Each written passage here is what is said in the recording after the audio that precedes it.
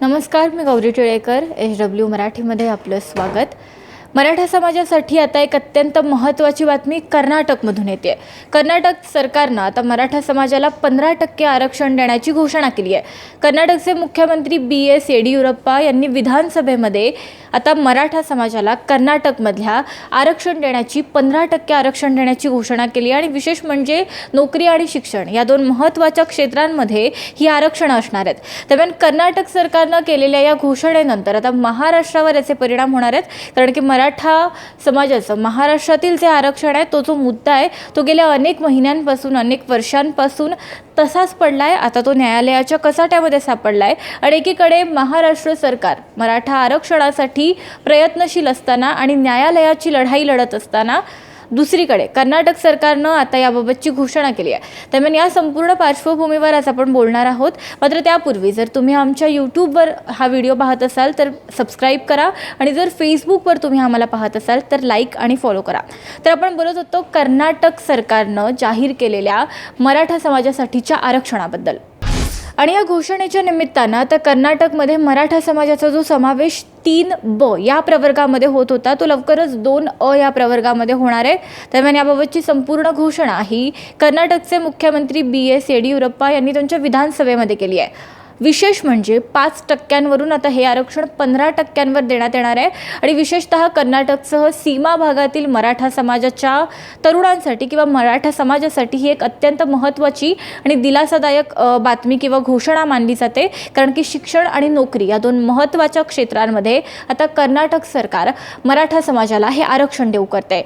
महाराष्ट्रामध्ये मात्र आता याचे वेगळे पडसाद उमटू शकतात, कारण की गेल्या अनेक महिन्यांपासून मराठा आरक्षणाच्या मुद्द्यावरून महाविकास आघाडी सरकारला कोंडीत पकडण्याचा प्रयत्न हा महाराष्ट्रातील प्रमुख विरोधी पक्ष असलेला भाजप करतोय. आणि एकीकडे अशी स्थिती असताना आता शेजारच्याच राज्यानं कर्नाटक सरकारनं याबाबतची घोषणा केल्यानं आता मराठा समाजाच्या मुद्द्यावरून पुन्हा एकदा महाराष्ट्रामध्ये राजकारण पेटणार का हे पाहणं महत्त्वाचं आहे. आणि अगदी 2 दिवसांपूर्वी सर्वोच्च न्यायालयाची ही जी सुनावणी आहे ती झालेली असताना आणि महाराष्ट्राला आणि मराठा समाजाला धक्का बसलेला असताना दुसरीकडे कर्नाटक सरकारनं ही घोषणा केली आहे.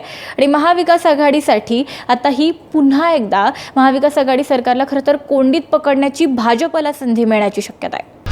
दरम्यान कर्नाटक सरकारनं आता ही मराठा आरक्षणाची घोषणा केली आहे. मात्र अगदी काहीच दिवसांपूर्वी कर्नाटक सरकारनं आणखीन एक मोठी घोषणा केली होती, ती म्हणजे मराठा विकास मंडळ स्थापन करण्याची. आणि ते नेमकं काय प्रकरण होतं पाहूया. या मराठा विकास मंडळासाठी कर्नाटक सरकार वार्षिक 50 कोटी रुपयांच्या निधीचीही तरतूद करणार असल्याचं त्यावेळी स्पष्ट करण्यात आलं होतं. आणि यामध्ये असंही म्हणण्यात आलं होतं की मराठा समाजाच्या शैक्षणिक, आर्थिक, सामाजिक आणि धार्मिक विकासावर या मंडळाचा प्रमुख भर असेल. पण कर्नाटक सरकारच्या या घोषणेचा थेट संबंध हा येऊ घातलेल्या विधानसभा आणि लोकसभा निवडणुकांशी आहे असं सुद्धा त्यावेळी राजकीय वर्तुळामध्ये म्हटलं जात होतं. दरम्यान सर्वात आधी मराठा समाज मंडळाची स्थापना आणि त्यानंतर मराठा आरक्षणाची आताची ही घोषणा. कर्नाटक सरकारच्या या 2 मुख्य घोषणांनंतर आता प्रश्न उपस्थित होतोय तो म्हणजे मुख्यमंत्री BS येडियुरप्पा यांच्या टायमिंगचं, पॉलिटिकल टायमिंगचं, आणि त्याबद्दल आता जाणून घेऊया. असं म्हटलं जाते की येडियुरप्पा यांच्या या घोषणेचं टायमिंग फारच रोचक आहे. कर्नाटकामध्ये बसव कल्याण आणि मस्की या 2 विधानसभा मतदारसंघाच्या पोटनिवडणुका आता येऊ घातल्यात आणि त्याचसोबत बेळगावी लोकसभा मतदारसंघाची ही पोटनिवडणूक होणार आहे. आणि या मतदारसंघांमध्ये मराठा समाजाची संख्या आणि पर्यायानं मतं ही मोठ्या प्रमाणावर आहेत. आणि आज पार्श्वभूमीवर याच्या घोषणा करण्यात आल्या आहेत, हेच गणित डोळ्यासमोर ठेवून करण्यात आल्यात असंही बोललं जात आहे. सीमावर्ती जिल्ह्यातील कन्नड संघटना त्याचप्रमाणे महाराष्ट्र एकीकरण समितीनेही हा निर्णय निवडणुकीच्या दृष्टीनं घेतला असल्याची शक्यता यापूर्वी बोलून दाखवली आहे. आणि आता आणखी एक प्रमुख मुद्दा असा की फक्त मराठा समाज नव्हे किंवा या अशा प्रकारच्या घोषणा या पहिल्यांदा मराठा समाजासाठी कर्नाटकमध्ये होत नाही आहेत, तर यापूर्वीसुद्धा निवडणुकीच्या पार्श्वभूमीवर काही समाजांसाठी कर्नाटक सरकारकडून अशा पद्धतीच्या घोषणा करण्यात आल्यात. आणि त्या नेमक्या काय होत्या तेही पाहूया. तर आता जशी मराठा समाज मंडळाच्या स्थापनेची घोषणा करण्यात आली आहे, तशी गेली काही वर्षसुद्धा कर्नाटक राज्यातील विविध जातींसाठी अशा प्रकारच्या मंडळांच्या घोषणा करण्यात आल्या होत्या. सिरा विधानसभा मतदारसंघाच्या पोटनिवडणुकीपूर्वी येडियुरप्पा सरकारनं तेथील कद्दुगोला जातीसाठी अशाच प्रकारच्या संस्थेची घोषणा केली होती आणि ही पोटनिवडणूक त्यावेळी भाजपने जिंकली होती.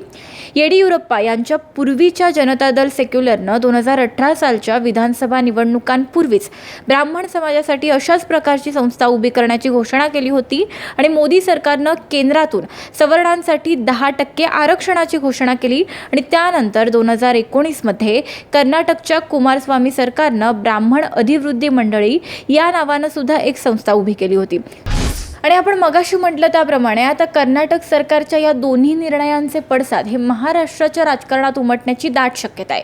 याचं कारण असं आहे की थोड्याच दिवसांपूर्वी सर्वोच्च न्यायालयाने महाराष्ट्रातील मराठा समाजाच्या आरक्षणाला स्थगिती जी दिली होती ती उठवण्यास नकार दिला, तात्काळ उठवण्यास नकार दिला आणि जानेवारी महिन्यामध्ये 25 तारखेला यावरची पुढची सुनावणी आहे.